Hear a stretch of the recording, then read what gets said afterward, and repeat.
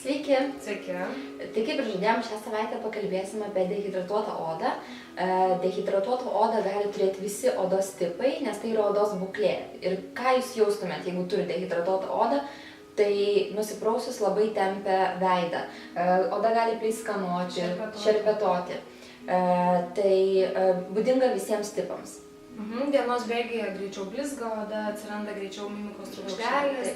Ir dėl ko atsiranda dehidratuota oda, dėl ko oda išsausėja, tai gali būti tiek vidiniai, tiek išoriniai veiksniai, tai gali būti, tarkim, vitaminų trūkumas, gali būti saulės poveikis, klimato kaita, gali būti kondicionieriai, tarkim, jūsų darbo vietoje, naudojami medikamentai, antibiotikai ypatingai, rūkymas, nepakankamas vandens kiekis dienos metu ir taip pat išorinis, tai yra priežiūra, kasdienė odos priežiūra. Netinkama. Tai, kad, tarkim, gali būti, kad tiesiog nusiprausim vandeniu, gali būti, kad naudojam labai šarminius muilus arba naudojame tonikus su alkoholiu.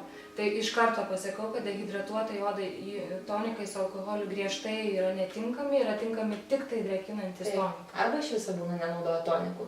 Tai irgi yra labai negeras variantas, tai kaip ir sakau, drėkinti, tai yra dehidratuotai odai tik drėkinantis tonikas. Taip. Tai prieš tai kalbėjom savo video apie tai, kaip prižiūrėti skirtingą odos tipą. Tai jūs galite mūsų patarimų klausytis, tačiau jeigu jaučiate, kad jūsų oda yra dehidratuota, tai savo visą tą rutiną galite traukti ir tokių drėkinimo procedūrų. Galite pasidaryti kaukę su drėkikliais, galite naudoti toniką drėkinantį. Tai iš tikrųjų 2-3 kartus per savaitę pasidaryti drėkinančias procedūras. Taip.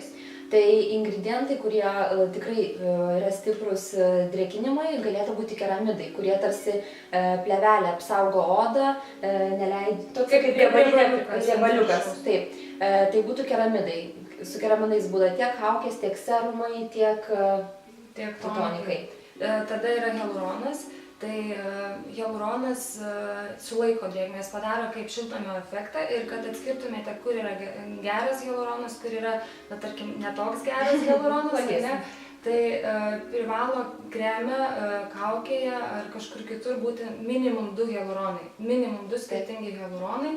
Yra tobuliausia, kai būna 3 hialuronai, tada jis veikia tinkamai. Tada jis padaro tą mūsų susisluoksniavimą ir padaro tą šiltnamio efektą ir tikrai sulaiko drėgmę. Nes jeigu bus vienas vienintelis hialuronas, viena molekulė, jį tiesiog paviršiuje plūkurios ir mums iš tikrųjų neduos labai stiprus poveikio. Čia galbūt gerai atsako į klausimą, kodėl vieni kremai yra brangesni arba serumai, kiti pigesni su hialuronu. Tai labai geras atsakymas, kodėl. Viena iš tikrųjų iš mano draugų klausė, kodėl yra vienas brangus, o kitas yra pigus ir ant vieno rašo, ir ant kito rašo, kad yra hialuronas.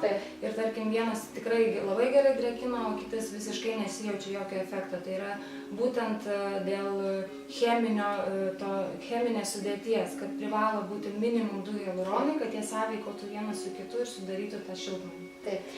Dar vienas iš geras labai drėkinantis ingredientas tai yra alavijas, jį taip pat galite sutikti labai daugelį produktų, tai labai puikiai drėkina. Regeneracija skatina labai stipriai. Taip, ir vitaminas E, taip, kuris yra tiek avokado aliejuose, taip, argano aliejuose.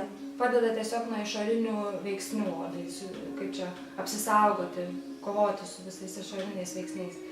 Ir ne išoriniai, o vidiniai, ką mes galime daryti. Tai žinoma, gerti daug vandens, jūs jau tą žinot. Taip pat valgyti pakankamai daržovių ir vaisių, kuriuose yra pilna vandens, tiek agurkai, tiek arbūzai, tiek pomidorai.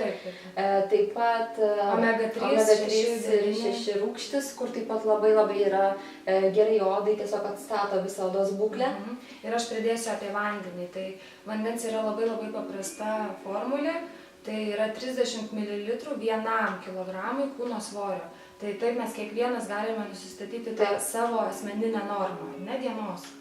Ir iš tikrųjų apie dehidratuotą odą. Galim dar galbūt pridėti dėl procedūrų salonuose, profesionaliuose, tai irgi tikrai rekomenduojam vieną kartą ar ten porą kartų per mėnesį, kaip rekomenduos kosmetologas, pasidaryti tokių stipresnių drėkinančių procedūrų su alginato kaukėm, su hialurono kaukėm. Iš tikrųjų alginato kaukių jūs pačios namuose tiesiog fiziškai negalite užsidėti Ir vienas kartas į mėnesį pas kosmetologę tikrai nesunku ateiti ir to pilnai užtenka, kad jis susektų odos būklę. Taip. Kad jį išgelbėtų ir neleistų išgaruoti, ar ne tą visą drėgmę. Ir tuomet parekomenduotų namuose ir padarytų stipriau viską. Tai tiek, tai galim tik tai vėlgi padėkoti, kad klausia, tai klauskite ir tikrai atsakysim. Iki. Iki.